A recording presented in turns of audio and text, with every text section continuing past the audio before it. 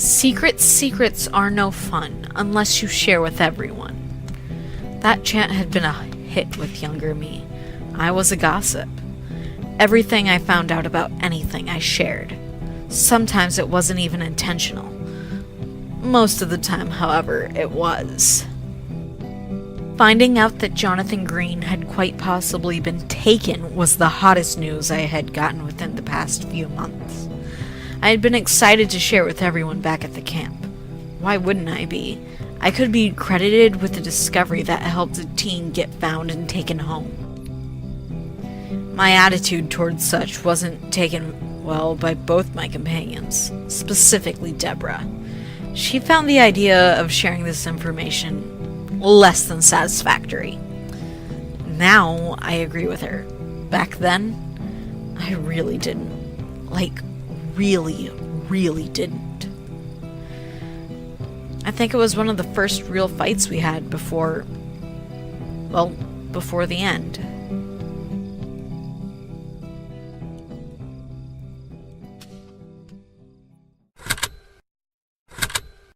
I'm just saying, it's probably best if we tell someone, right? Gabriel gets what I'm saying, right? No, he doesn't. We shouldn't show this to anyone. We don't know the full story. And do you really have to be recording this right now? Can I? It's proof that you're being an ass. Seriously, I thought you'd follow the rules here. Guys! I only follow the rules when it makes sense. Who says it wasn't one of them? Who says this is something? Oh, good God! There's a ripped-up backpack with blood on it, Deborah. How is that not something we should show the people back at camp? Guys, can you calm down for 5 seconds? Sorry, Gabe. Thank you. Now let's think this over a bit, you know? I think my mom would kill me if I hid this, so that's my first point. And we're almost back to camp, so Penny, you better counter that quick or... I really don't think we need to talk about this right now, and... Huh? One moment. Gabriel? Penny? Deborah, what are you three doing out here? Oh, we were just, I accidentally fishing. let I go lost of my my flashlight. in the wind. We decided to hit 3 fish. I mean birds. Birds. With 1 stone. And go get the paper and the flashlight while going on a fishing trip. Huh. Where are your fishing poles? We lost those too. Deborah's really good at losing shit. Ow! Really? And how would that explain... Oh my god. Is that a bloody backpack? What happened? Are you three okay?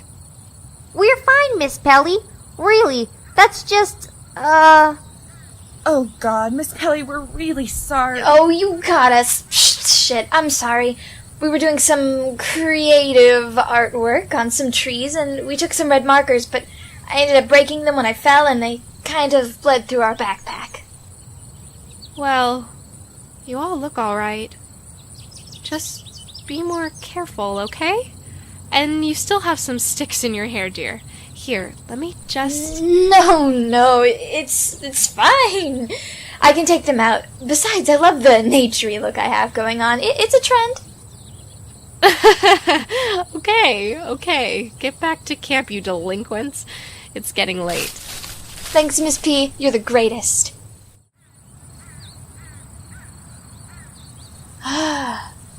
Well, you're very welcome, by the way.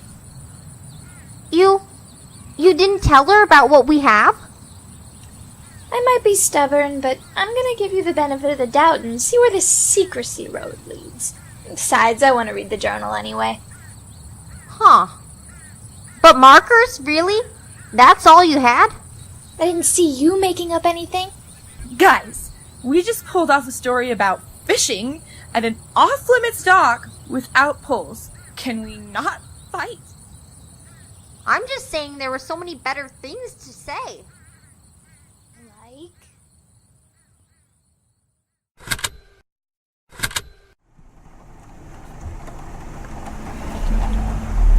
Even with all of our fighting, I did like Deborah a lot.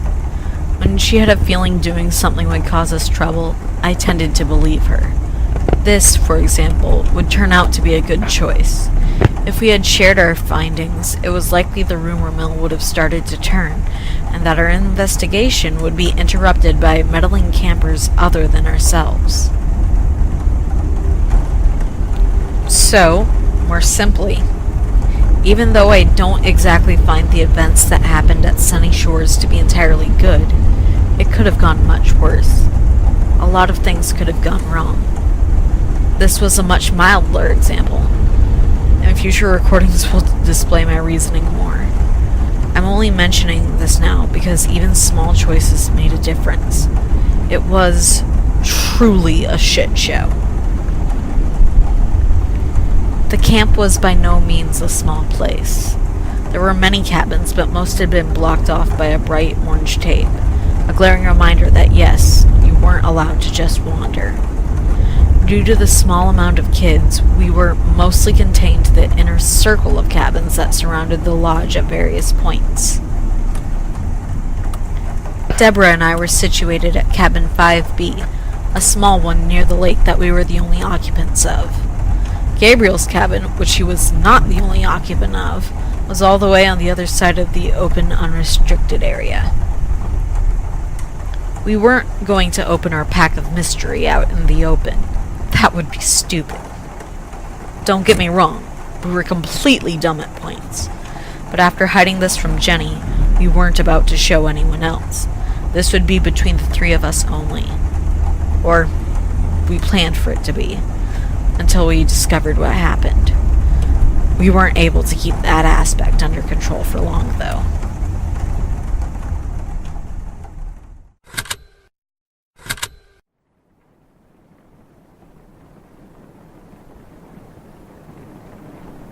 Am I supposed to be here? Shh, Gabriel, don't speak. Only bag inspecting now. I agree with Penny on this one. We have a mystery to solve and it starts with this bag. We certainly can't do it outside, right? Right? So it's perfectly logical and fine to do it in here. Don't worry about it. Under ordinary circumstances, I would agree that we should not have you in here. But this is different. Right. Now, let's get to it. Check it out. Another book. Let me see.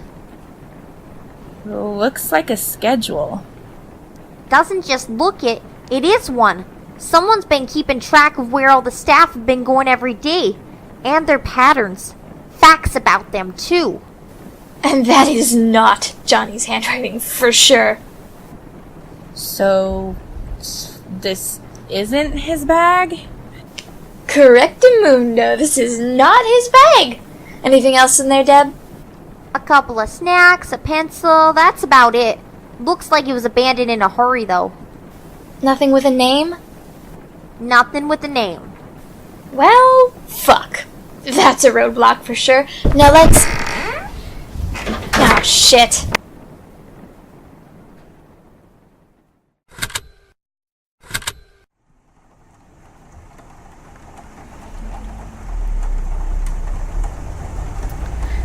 This is the point that Kelly came in, most likely tipped off by another camper, and kicked Gabriel out. It wasn't as if we were causing any real trouble yet, but as I said, she stuck to the rules more often than not. The difference in time between this recording and the next one isn't long. Actually, it's only a few minutes. I had shut the recorder off hastily and hid the bag and journal. There wasn't much missed in those few minutes, though. There was a simple talk on following the rules and how we weren't. Not that we ever were, and not that the talk ever did anything. That didn't really change our course whatsoever. For a camp for troublemakers, it certainly didn't do a good job at turning any of us around at all.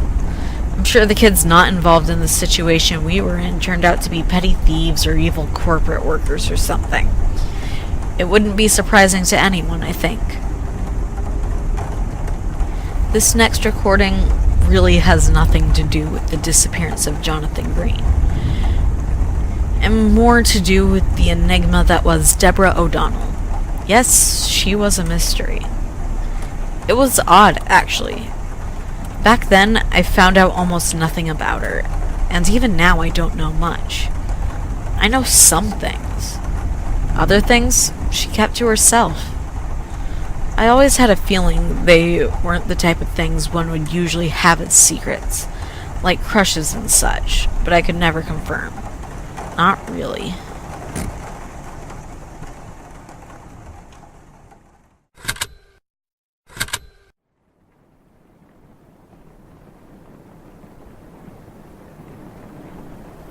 And that's why you shouldn't be in here.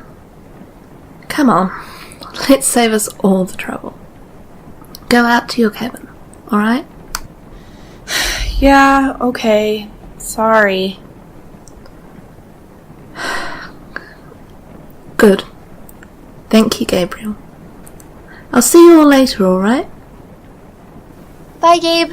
And yeah, you will, Kelly. When I vandalize your cabin. God damn it, she couldn't let him stay longer. Rules are rules, Penny. Cut her some slack. Ugh, fine. Guess we won't be working any more on this tonight. Yes, it'd appear that's the case. So let's just chat.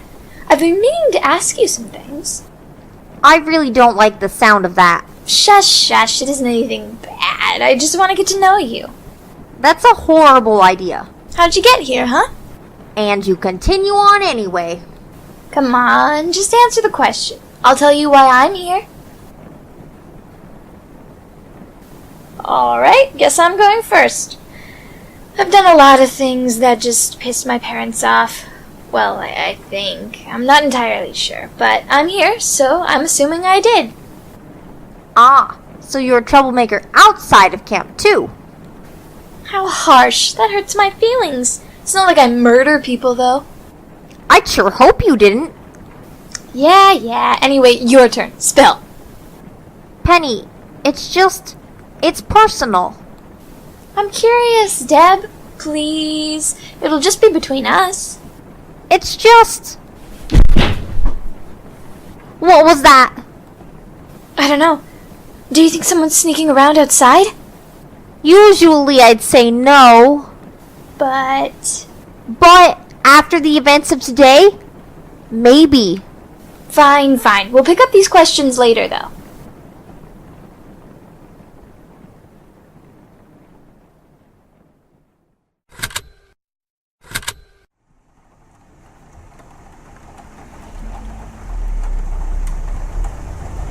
Someone sneaking around wasn't unlikely at any time. It was the type of sneaking that would eventually be the problem. We'd find out sooner rather than later that a good number of people at camp had another agenda that they were taking care of. This doesn't mean that they were bad people. The line between good and bad was blurred in this specific situation. There were too many factors to say for sure. In one way, someone may be good, in another, they may be bad. Some may even be neutral. It was like... Well, there was this game that Gabriel used to geek out about. Dungeons and Dragons. They have this system with lawful good and chaotic evil and true neutral and all that shit. It was kinda like that. You could never be sure who would help you one day but be against you the next. It may sound dramatic, but that's how it was, unfortunately.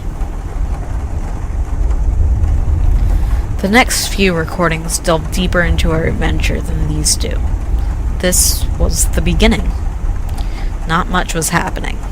However, after this, our curiosity would speed up the process, getting us in a lot more trouble than originally intended. We dealt with it, but I wouldn't particularly say well.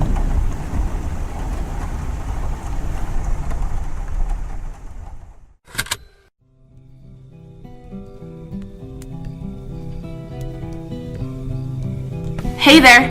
Thanks for listening to the second episode of Whatever Happened to Jonathan Green. This episode you got Unknown's Agenda Book and Jonathan Green's Journal. The next vote will be up soon. Thanks again!